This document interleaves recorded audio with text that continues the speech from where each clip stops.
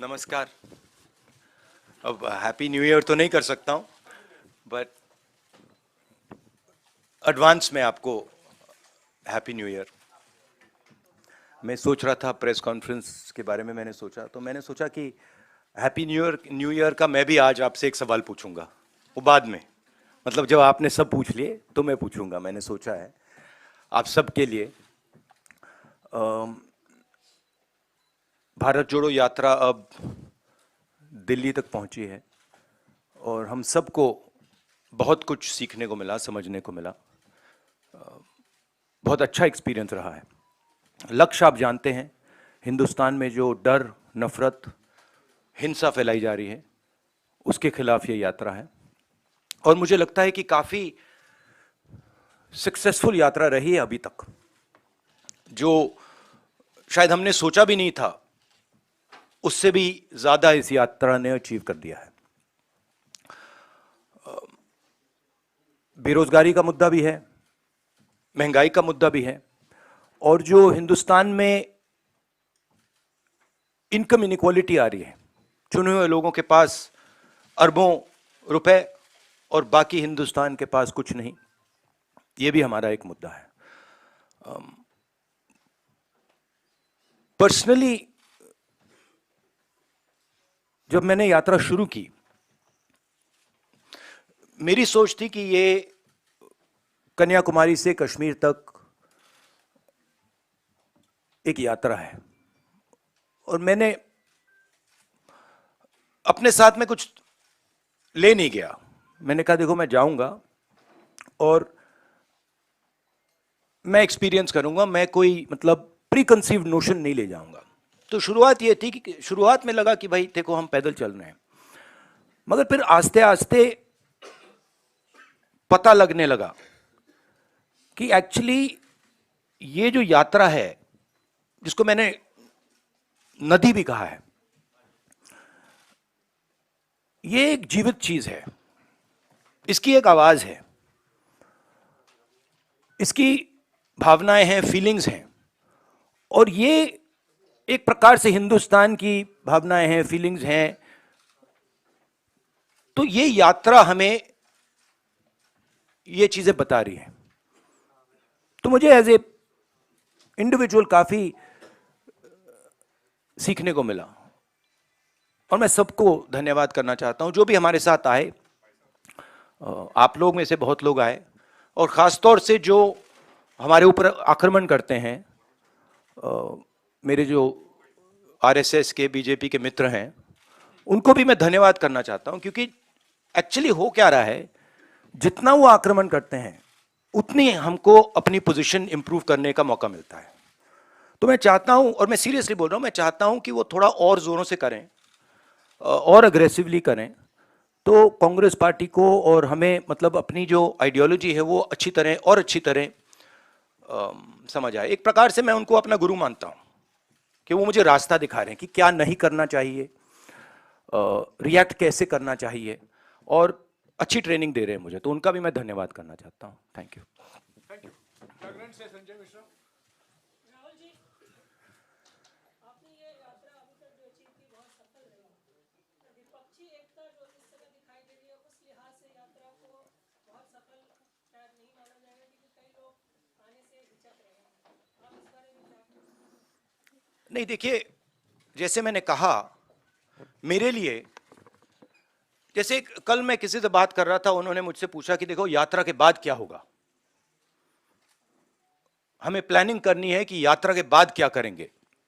काफी लोगों ने कहा है ईस्ट वेस्ट यात्रा, कोई और कुछ और कह रहे हैं, और मैंने उनको जवाब दिया, देखिए ये जो हमारी यात्रा है, ये हमें कुछ बताने की कोशिश कर रही है, ये हमें कुछ बोल रही है, और अगर हम उसको सुने बिना कुछ और काम करना शुरू कर दें कि भैया देखो यात्रा के बाद क्या होगा, तो एक प्रकार से ये जो हिंदुस्तान की आवाज है उसका अपमान है। तो मैं वो नहीं करना चाहता हूं। रही बात विपक्ष की, मैं जानता हूं कि विपक्ष के नेता सारे के सारे हमारे साथ खड़े हैं, और वो मतलब वो क्लियरली हमें मालूम है। बट आज के हिंदुस्तान में कंपल्शंस भी होते हैं, पॉलिटिकल कंपल्शंस होते हैं, दूसरे कंपल्शंस होते हैं। तो मैं उस पर कमेंट नहीं करना चाहता हूं कि क्यों आ रहे हैं, क्यों नहीं आ रहा है, कौन आ रहा है, कौन नहीं आ रहा। बस मैं ये कहना चाहता हूं कि भारत जोड़ो यात्रा के दरवाजे जो भी भारत को जोड़ना चाहता है उसके लिए खुले हैं, किसी को हम रोकने वाले नहीं हैं। दूसरी बात, विचारधारा में सिमिलैरिटीज होती हैं। देखिए, नफरत और हिंसा और मोहब्बत में सिमिलैरिटी नहीं होती है, डायमेट्रिकली ऑपोजिट चीजें हैं। मगर बहुत सारे लोग हैं, और उसमें से अखिलेश जी हैं, मायावती जी हैं, बहुत सारे लोग हैं जो मोहब्बत का हिंदुस्तान चाहते हैं, मैं जानता हूं, नफरत का हिंदुस्तान नहीं चाहते हैं। तो रिश्ता तो है उनके साथ, आइडियोलॉजिकल रिश्ता, और भारत जोड़ने का और नफरत को मिटाने का रिश्ता है। आज तक से सुप्रिया।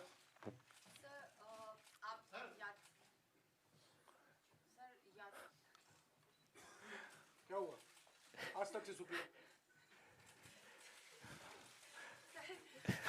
यात्रा लेके चले हैं and it's a success, but सरकार के फेलियर्स कितने नजर आए? बहुत सारे लोगों ने आपसे आके बातचीत किया, चाहे युवा हो, बेरोजगारी का मुद्दा हो, आर्म फोर्सेस के जो लोग आए थे, चाइना के मुद्दे पे बात करी, महंगाई का, महिलाएं आ रही बात कर रहे हैं। सो सरकार के क्या क्या फेलियर्स आपको मेजर जो है नजर आ रहे हैं इस पूरी यात्रा के दौरान? आपने मतलब 6-7 क्वेश्चन एक क्वेश्चन में पूछ लिया। देखिए,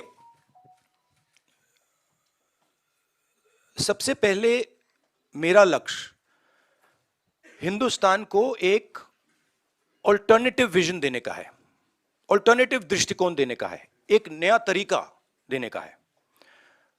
सरकार की कमियां हैं, उसमें मैं आपको बता सकता हूं, बेरोजगारी, इकोनॉमिक मिसमैनेजमेंट, नोटबंदी, गलत जीएसटी, चाइना, ये कमियां हैं, गलतियां की हैं। मगर मेरी अप्रोच यात्रा के साथ यह है कि हम हिंदुस्तान को एक सोचने का, जीने का नया तरीका देने की कोशिश कर रहे हैं। तो अगर आप डिटेल्स चाहते हैं तो आप मुझसे पूछिए, चाइना के बारे में पूछिए, शायद आप वो ना पूछें, पता नहीं, बाकी चीजों के बारे में पूछ सकते हैं, बट ब्रॉडली ये है। पीटीआई भाषा से अनवरुल हक।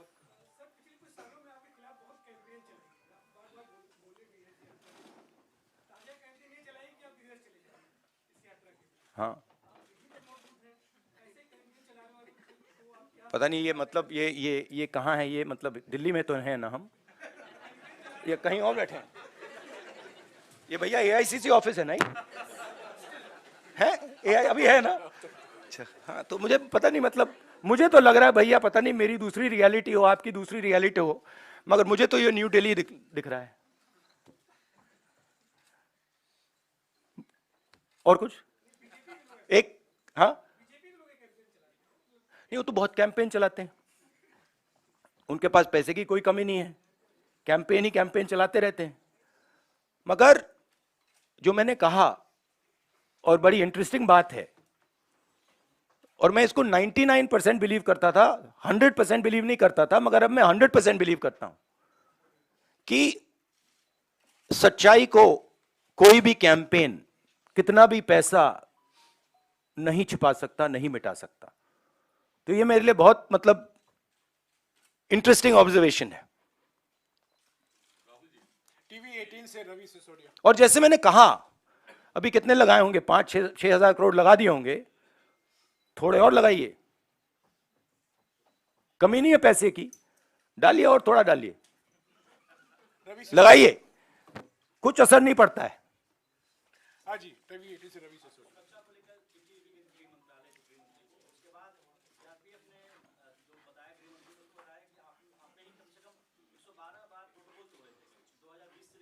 हाँ,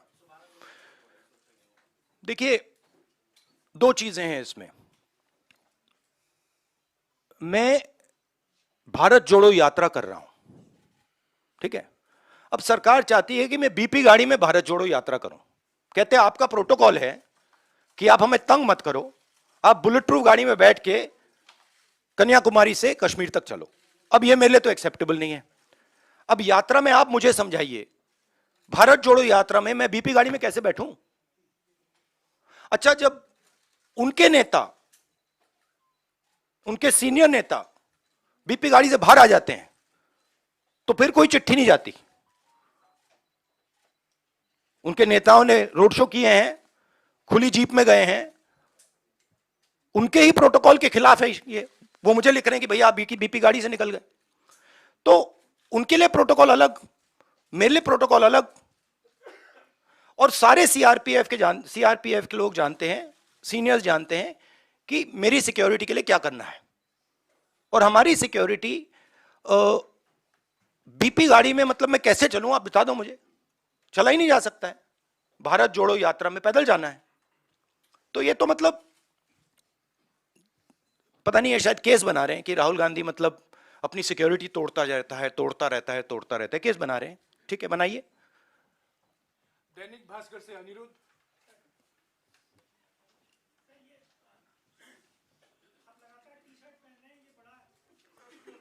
भाई मुझे बताओ एक बात, मुझे समझा, मुझे समझ नहीं आ रही बात। ये टी शर्ट से आपको इतनी डिस्टर्बेंस क्यों हो रही है? अब तो ये जानना है कि वो कौन सी घुट्टी है कि और लोगों को भी पता लगे।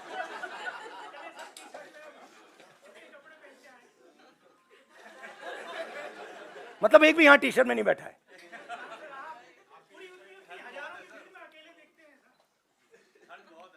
तो क्या आप चाहते हो मैं स्वेटर पहन लूं?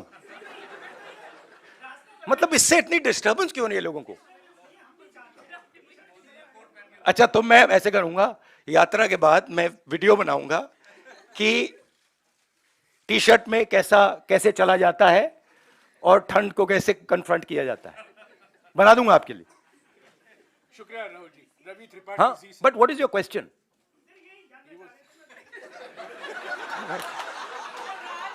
मैं क्या बताऊं भाई? राज क्या?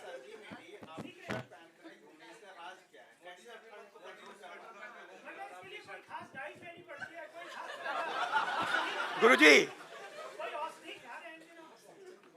ये आपने स्वेटर क्यों पहन रखा है? नहीं, इसका कारण ये नहीं है।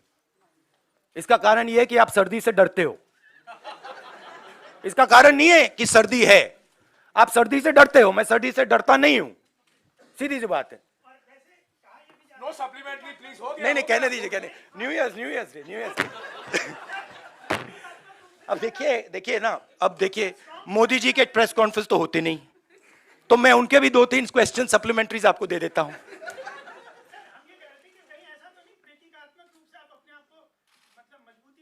नहीं, एक्चुअली मैं आपको सीरियसली बताऊं, मुझे ठंडी नहीं लग रही अभी तक। और मैं पता नहीं, मुझे लग नहीं रही है।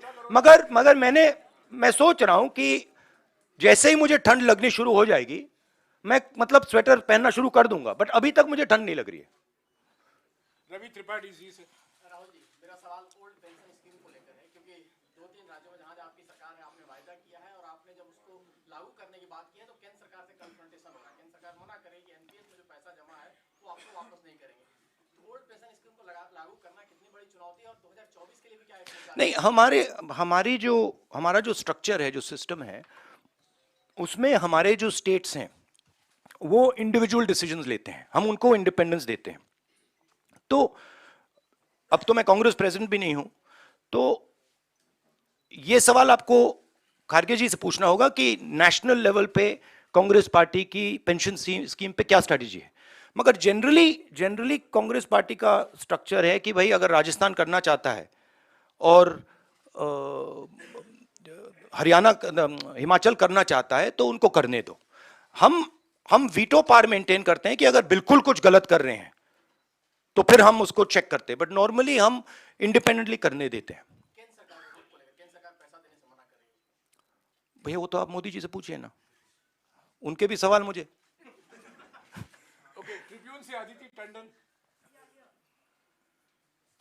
Mr. Gandhi, I want to ask, how do you view the 2024 general elections in the light of the fact that you've lost the 2 previous general elections, and to implement any governance approach that you are articulating through the Bharat Jodo Yatra, you do need electoral power. What is your take on the elections and how important is that milestone? I think if the opposition stands effectively with a vision, what I am hearing from the ground, and what I'm seeing from the ground, it will become very difficult for the BJP to win the election. But the opposition has to coordinate properly, and the opposition has to go to the people of India with a vision, with an alternative vision to the BJP, not just go to the people of India. ANI से साहिल. But there is huge undercurrent against the BJP, massive undercurrent. ANI से साहिल. Senior leader from the Congress party, Kamal Nath, has said that Rahul Gandhi will be the opposition PM face for 2024. Will you be the PM face? See, every time there's a press conference, there's one or two attempts to, completely take the attention and take it in that direction. Now, I don't fall for these type of things. My focus is on the idea that India should be united, that we fight hatred and anger with affection, love and harmony, and we are providing an alternative vision of this country. So I think that's what I would like to focus on. These questions, of course, you have to keep saying them, because this is the nature of media. So I'm going to let you keep doing that, and you can enjoy yourself doing it, and I'll also have a little fun while you do it. Navbharat times से Rajesh Mittal. Navbharat times से Rajesh Mittal. Namaskar. यात्रा ने आपको देश के बारे में समझ जो है वो बढ़ाई है. इस समझ के आधार पर अगर आप आज देश के प्रधानमंत्री बन जाएं तो 5 बातें आप क्या करेंगे सबसे पहले? नहीं, सबसे पहले ये हाइपोथेटिकल क्वेश्चन है, तो मैं इसका जवाब प्रधानमंत्री के बेसिस पे नहीं दूंगा, मगर मैं ये जरूर कह सकता हूं कि जो हमारा शिक्षा का सिस्टम है, मैं पहले सोचता था कि इसमें स्ट्रक्चरल प्रॉब्लम्स हैं, मगर ये अपना काम कर रहा है. आज मैं सोचता हूं कि ये अपना काम ही नहीं कर रहा है. जो हम अपने बच्चों को विजन दे रहे हैं, जो उनका इमेजिनेशन है, जो हमें देना चाहिए, हम दे नहीं रहे. तो अगर आप, सबसे शॉकिंग चीज मैं आपको बताता हूं. मैं कन्याकुमारी से अब दिल्ली तक आया हूं. कितने 108 दिन हो गए.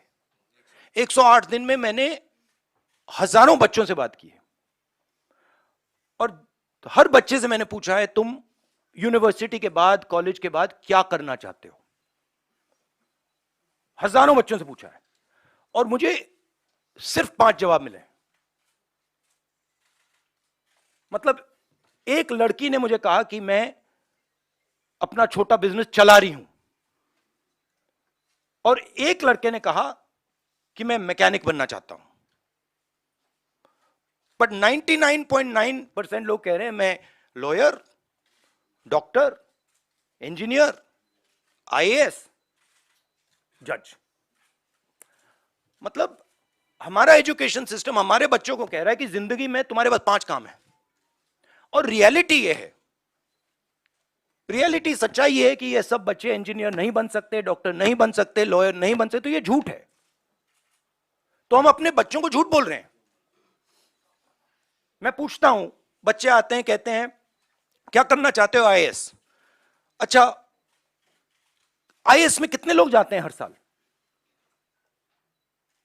आप अंदाजा लगाइए, जवाब क्या मिलता है. मैं पूछता हूं कितने लोग आईएएस में हर साल जाते हैं? बच्चे क्या कहते हैं? क्या लगता है? अच्छा आप बताइए, कितने लोग जाते हैं आईएएस में? 250. बच्चे कहते हैं 5 लाख, 6 लाख, 1 लाख, 2 लाख, 3 लाख. जब मैं उनको कहता हूं भाई 150 जाते हैं, 2-3 को मैंने गलती से कह दिया, एक लड़की को कह दिया, वो रोना शुरू कर दी कि देखिए हम उनको सही इमेजिनेशन ही नहीं दे रहे हैं, हम उनको रास्ता ही नहीं दिखा रहे हैं. तो पहला काम जो एजुकेशन सिस्टम है, और ये टॉप डाउन, ये इमेजिनेशन को मारने का एजुकेशन सिस्टम है. ये एजुकेशन को खोलता नहीं है. तो सबसे बड़ा काम, और ये शायद 2-3-4 साल में नहीं होगा, मगर डायरेक्शन ये होना चाहिए. और जो न्यू एजुकेशन पॉलिसी वो तो बिल्कुल दूसरे डायरेक्शन में जा रही है। तो पहली ये बात है। दूसरी बात, ये खुले तरीके से बोल दूं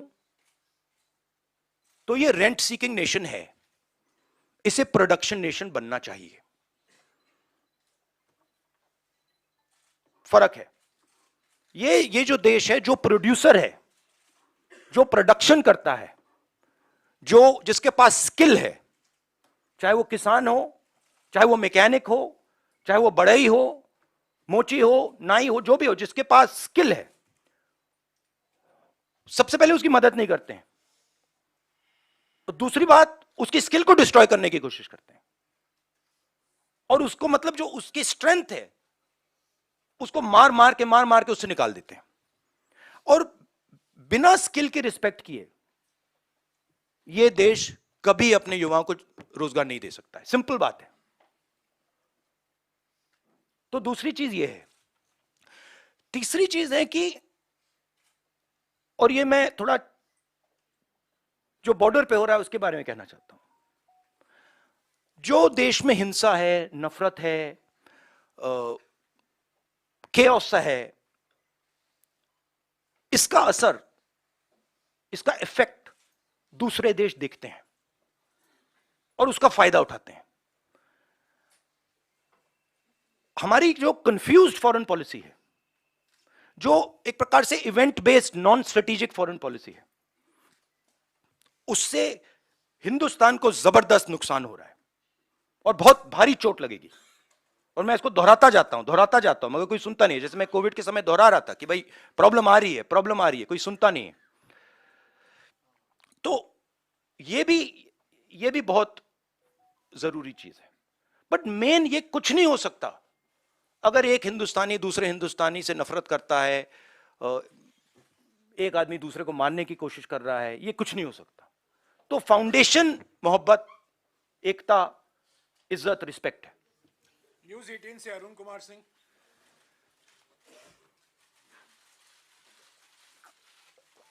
अलाउड। राहुल, जब आप यहाँ से गए थे ये करने के लिए भारत जोड़ो यात्रा, तो विपक्ष को छोड़ दीजिए, आप ही की पार्टी के नेता, आप ही की पार्टी के लोगों को भरोसा ये नहीं था कि आप ये यात्रा पूरी कर पाएंगे, और कई सवाल इनके ही मन में था। और अब जब यात्रा ये आपका सवाल पूछिए, उनके सवाल मत पूछिए। आपका सवाल, ये सवाल ही है। हाँ, आपका संक्षिप्त में इतना कितना कितना छोटा कर दो, सीधा पूछिए ना, सीधा सीधा ही पूछना होगा।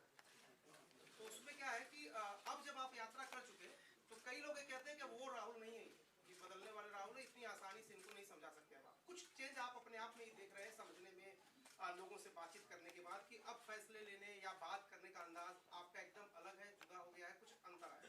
देखिए, अंतर तो इस प्रेस कॉन्फ्रेंस के बाद भी आएगा। अंतर तो व्यक्ति में कंटिन्यूअस होता है, नॉन स्टॉप होता है, तो वो तो है।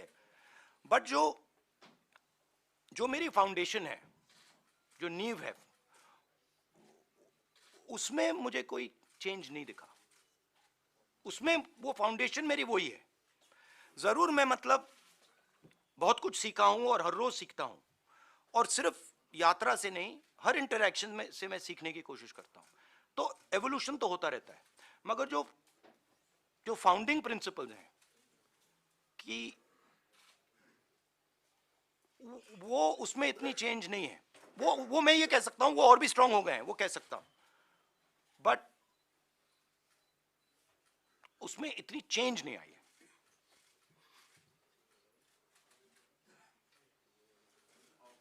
टेलीग्राफ से संजय झा।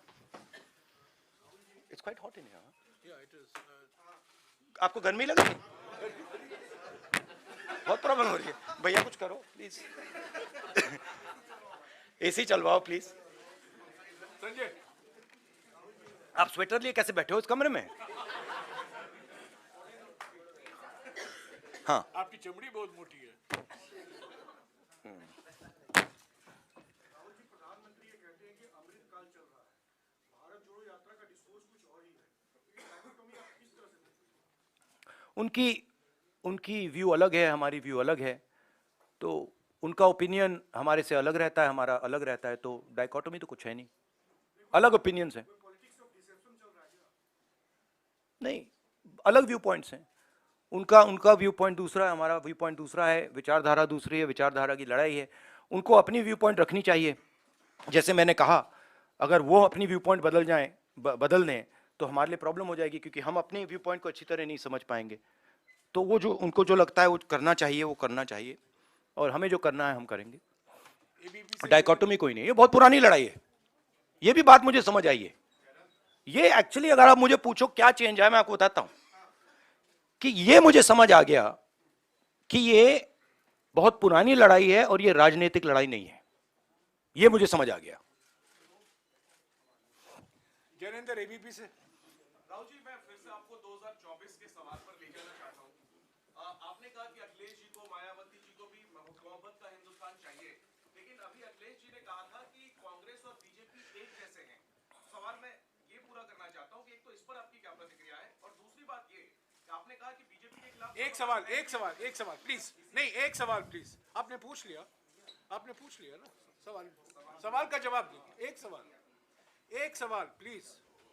नहीं, ये तो पूरे देश को ऑब्वियस है कि बीजेपी और कांग्रेस एक हो ही नहीं सकते, क्योंकि अगर बीजेपी और कांग्रेस एक होते तो नरेंद्र मोदी कांग्रेस मुक्त भारत की तो बात कभी नहीं कर सकते।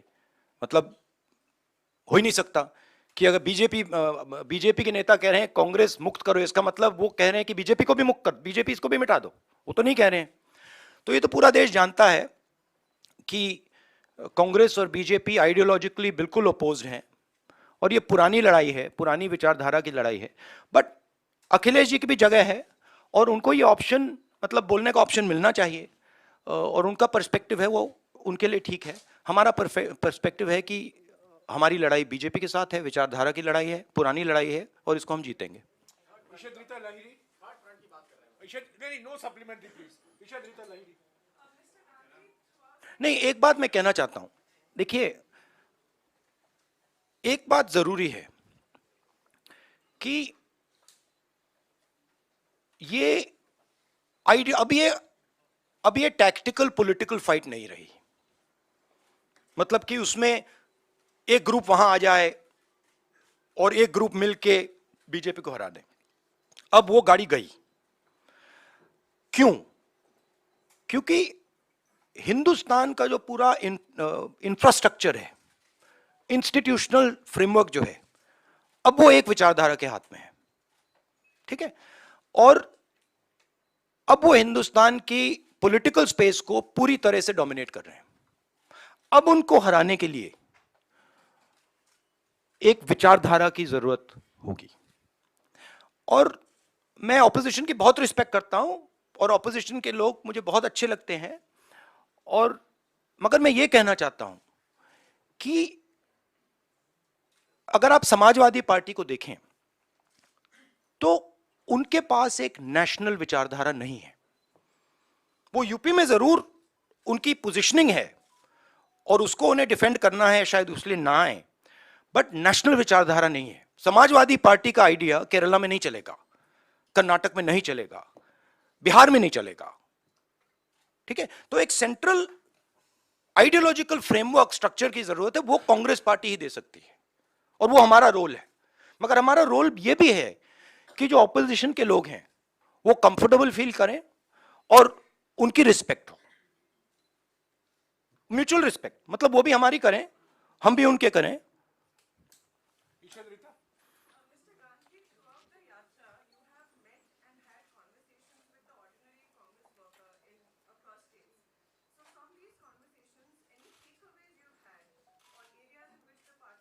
Yeah. My main takeaway is that there is nothing known as an ordinary Congress worker. There really isn't. In fact, there's nothing known as an ordinary person. I don't like these type of qualifiers. There's nothing known as an ordinary person. Everybody is unique. Every Congress worker is unique. Every person has a unique way of looking at the world, and it's important that they're treated like that. So every single one of them, every conversation, I learn something from, you know.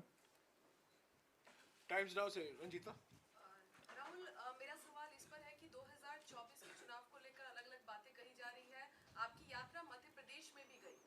Madhya Pradesh के एक विधायक है लक्ष्मण सिंह, वो कह रहे हैं कि मध्य प्रदेश में जो यात्रा गई उसका फायदा आने वाले मध्य प्रदेश चुनाव में हमें नहीं होगा, क्योंकि जो इंटरनल ये बड़ी शर्त लगाइए, फायदा हो जाएगा आपका।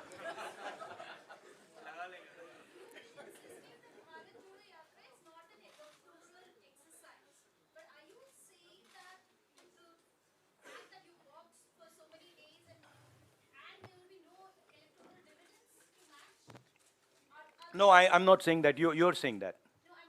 No, I'm not saying that at all. In my mind, as I said earlier, the yatra is a conversation. And I don't think it's fair for me to make any comments before that conversation is over. I can answer such questions the day the flag is hoisted in Srinagar, and the conversation, at least this phase of the conversation is over. I can then probably answer your questions, this type of a question. I don't want to take the yatra, and demean it by making it about something that it's not. Manoj from Indian Express. Just now, you said, really going to the people without a credible alternative vision will not help the opposition. So what is the big idea or a series of ideas that you are putting forward? Because there seems to be a realization that, merely criticizing, even if robust, merely criticizing the government is not enough. So what is the series of ideas that you're putting forward? No, I outlined it right now, right? Number one, making India a production nation, which means that respecting skills and moving the mindset from one of GDP growth to GDP growth plus employment plus production plus exports, etc., etc., etc. That's the first thing. The second thing is, which is very important for the future and is important if you want to build a production nation, is giving our children an imagination. Telling them that, look, if you want to become, it's a strange question, but why is it that out of lakhs and lakhs of people I've met, thousands and thousands of children I have met, nobody said, I want to be a pilot. Nobody said, I want to be an astronaut. Nobody said, I want to be India's best singer. Why? Because our system is saying to them that these are all dead ends. Right? But if you look at countries that produce, and I gave this example to kids. If you look at company like Honda, company like Toyota, the people who founded these companies were mechanics. But no mechanic in India can ever imagine that he could one day be the head of a 1,000, 2,000, 10,000 crore company. Now, if we want to produce, that has to change. So we have to give him the structures that will allow him to do that will allow his imagination to do that. Right? And then the final thing is, we can see what is going on in the planet. We can see the turmoil that is taking place. And I am absolutely convinced that India has a place, central place in the planet, on the planet. Right? And I don't view it so much as, look how powerful India is. We are powerful. But we were not that powerful 70 years ago, 80 years ago, 90 years ago. But we had a vision. Right? When Mahatma Gandhi, for example, was speaking about the Indian freedom movement, people in the United States, people in the Soviet Union, everywhere were listening to him. Why? Because there is something very powerful called Indian values, Indian philosophies, Indian thinking. And that's actually our strength. And we're destroying it.